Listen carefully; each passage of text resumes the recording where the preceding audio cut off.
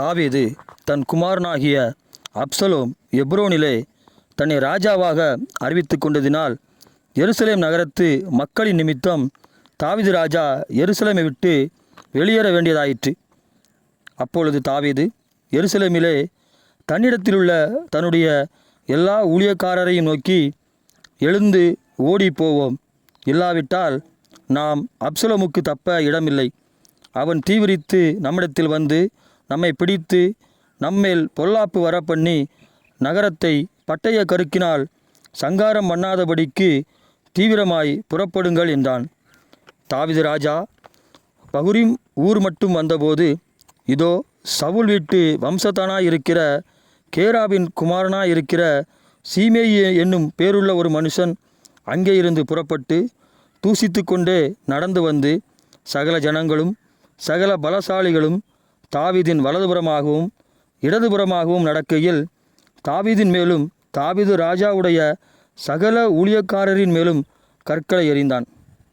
தாவீது ராஜாவும் அவனோட கூட வந்தவர்களும் ஒரு மிகவும் கஷ்டமான சூழ்நிலையில் நடந்து போகையில் சீமேயி நடந்து கொண்டே தாவீது ராஜாவை தூசித்தும் தாவீது ராஜாவின் மீதும் அவனோட கூட நடந்து வருகிற கூட்டத்தார் மேலும் கற்களை எறிந்து கொண்டே போகிறான்.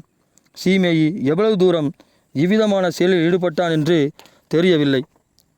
இப்பொழுது நீங்கள்தான் தாவீது ராஜா. இப்பொழுது சீமேயி உங்களை தூசிக்கிறான், தகாத வார்த்தையால் திட்டுகிறான், எல்லோருக்கும் முன்னோடியும் வீணான பழி சொல்லை சொல்கிறான், உங்களுடைய நிலைமையை குறித்து பரியாசம் பண்ணுகிறான். இப்பொழுது இந்த சீமேயை நீங்கள் என்ன செய்வீர்கள்? நீங்கள்தான் தாவீது ராஜா என்பதை ஞாபகத்தில் வைத்து கொள்ளுங்கள். இதேபோல உங்கள் வாழ்க்கையில் உங்களை சுற்றி அநேகர் இருக்கலாம். நீங்கள் அப்படிப்பட்டவர்களை சந்திக்கையில் அவர்களுக்கு என்ன செய்வீர்கள்? என்ன செய்து கொண்டு இருக்கிறீர்கள்? தாவீது ராஜா நினைத்தால் சீமேயின் தலையை அங்கே வெட்டி போட்டு இருக்கலாம். ஆனால் தாவீது ராஜா அவன் தன்னை தூசிக்கும்படி விட்டுவிட்டான். அவன் எறிந்த கற்களை வாங்கி கொண்டும் அவன் தூஷணமான வார்த்தையை கேட்டுக்கொண்டும் அமைதியாய் நடந்து கொண்டிருந்தான். தாவீது ராஜாவுடைய ஊழியக்காரர்கள் சீமேயியை கொல்ல வேண்டுமென்று நினைத்தார்கள். ஆனால் தாவீது அவர்களை தடுத்தான் என்பதையும் நினைவில் கொள்ளுங்கள்.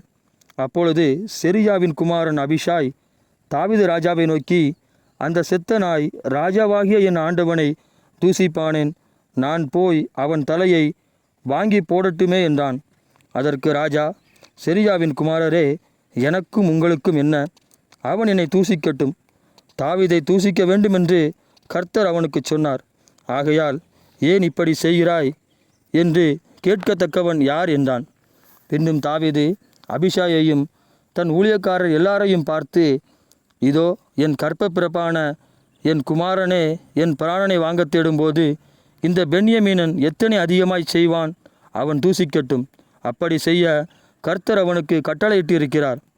ஒருவேளை கர்த்தர் என் சிறுமையை பார்த்து இந்த நாளில் அவன் நிந்தித்த நிந்தனைக்கு பதிலாக எனக்கு நன்மையை சரிகட்டுவார் என்றான்.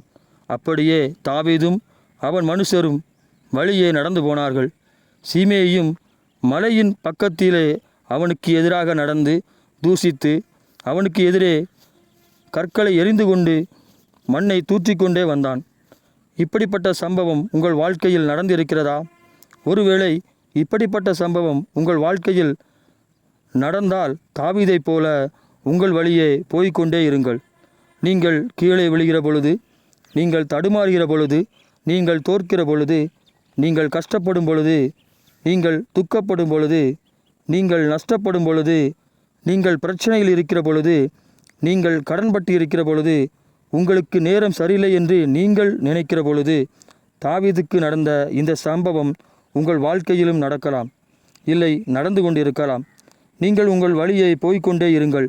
நீங்கள் பதில் பேசாமலும் கோபம் கொள்ளாமலும் எரிச்சல் அடையாமலும் முறுமுறுக்காமலும் சபிக்காமலும் உங்கள் வழியை போய்கொண்டிருந்தால் கர்த்தராகிய இயேசுவானவர் உங்களுக்காக உங்கள் பட்சமாய் நின்று அவர்கள் நிந்தித்த நிந்தனைக்கு பதிலாக உங்களுக்கு நன்மையை சரிகட்டுவார். கர்த்தர் உங்களுக்காக செயல்பட நீங்கள் கேட்டும் கேளாதவர் போல் உங்கள் வழியே நடந்து கொண்டு போக வேண்டும். ஒருவேளை நீங்கள் கேட்டும் கேளாதவர்கள் போல் தங்கள் வழியை போய்கொண்டிருக்கிறவர்களை கேலி கிண்டல் செய்யாதீர்கள். இப்படிப்பட்டவர்களை நிந்திக்கவும் செய்யாதீர்கள். நீங்கள் நிந்தித்த நிந்தனை அவர்களிடம் போய் திரும்பி வந்து உங்கள் மேல் பலிக்கும். உங்கள் வாழ்க்கையில் நடக்கிற தீமையான எல்லா காரியங்களையும் கர்த்தராகிய இயேசுவிடம் விட்டுவிட்டு உங்கள் வழியே நடந்து போய்கொண்டே இருங்கள். கர்த்தர் மேல் உங்கள் பாரங்களை வைத்துவிட்டு உங்களுடைய அன்றாட வேலைகளை செய்து கொண்டே இருங்கள்.